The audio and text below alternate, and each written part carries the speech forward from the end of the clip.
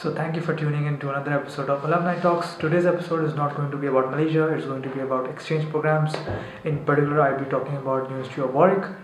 So an exchange program is when students from University X travel to University Y, and students from University Y, they come to University X and they get an opportunity to study in a different environment. So in this video, I'll give you an overall view of how the exchange program works, so you have an idea and you know the basic steps that you need to follow when applying for an exchange program.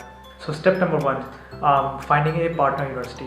So when you're finding a partner university, you need to look for more than one option. So you need to shortlist which universities you would like to go to. So for example, Monash has more than 200 partners as far as I remember, and they are placed across different continents and different countries. So you need to choose multiple universities and list them down. Okay, for example, if I want to go to University X, so this is my option number one. If I don't get into University X, then I need to go for University Y. So just list down a couple of options. I would recommend 4 to 5. I chose York, Carleton, North Carolina and Oklahoma, but it so happens that since I was studying psychology, it was really difficult to find a matching unit in these partner universities.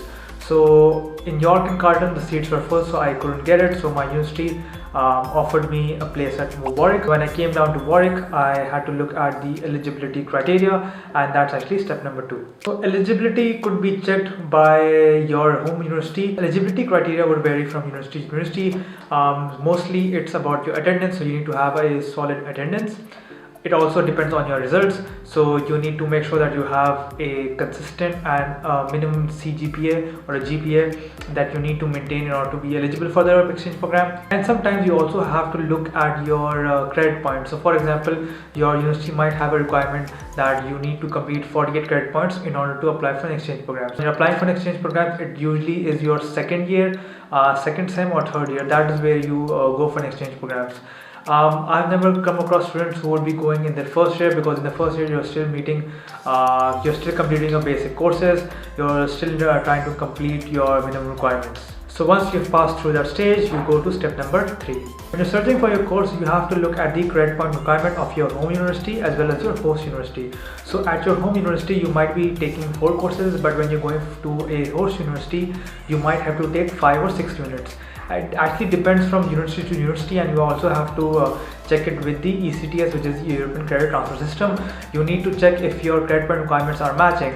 So what happens is that sometimes 4 units at your home university could equal to 5 units at the host university, and sometimes it's like 4 is equal to 4 as well. So that would actually depend on your course, because sometimes some courses have like a 6 credit point, some have 3, some have more than 6. So you need to check that with your course management office. So searching for your course is actually it's a challenging part, because you have to go through a number of courses. You might also have to go through more than 50 courses to see which course is actually matching. So what happens is that, for example, you want to study digital marketing, and that course is offered at your home university as well as your host university. So part of your course plan is to study digital marketing. So you need to see if the digital marketing course is also being offered in the host university where you would like to go. And when you're matching the course, your curriculum basically for both the courses should be 80% equal. But usually it's 80%, which means that 80% of your course at your home university should match with the curriculum of your host university. So here also you need to come up with more than 5 options. It's always best to shortlist 8 to 10 courses, because when you're shortlisting those courses, it so happens that when you're going for an exchange program, when you arrive there, and sometimes during that process of approval, you might not be able to get all of the courses, because it's also competitive. There are very limited seats available. So it's best to list down 4 or 5 courses. So for example, if you don't get course X, you can go for course Y. If you don't get course Y, you can go for course Z. So list down a couple of options, and that's always best. Then you need to shortlist them, put them down on a paper. Usually there are always forms which you need to fill. You need to do like proper documentation at each stage, and once you've submitted that course plan for approval, you just need to wait from your home university to provide you with the acceptance. Once your course management office approves those courses, then those courses are sent to your host university where you would like to go. Host university would do some verification. They would look at your background. You would also need a personal statement, and they would look at different they're looking at your profile, and once you meet the criteria, which is usually the case because your home university has already approved you, so your host university is also likely to approve you. Once that approval is done, then you can move on to further documentation. In step 4, you're usually completing all the requirements, completing all the documentation that is required, the course plan, the personal statement, and that is where you're filling up all of the documentation. So I would call that step 4. Done with step 4, you move to step 5, which is actually where most of the action is taking place. So step 5 is actually the visa process. In the visa process, you need to look at the requirements of your host university, basically the country where you're actually going. So for example, I was studying in Malaysia. I was selected to go for an exchange program at the University of Warwick, which is in Monash, England. So I had to look the requirements for a UK visa.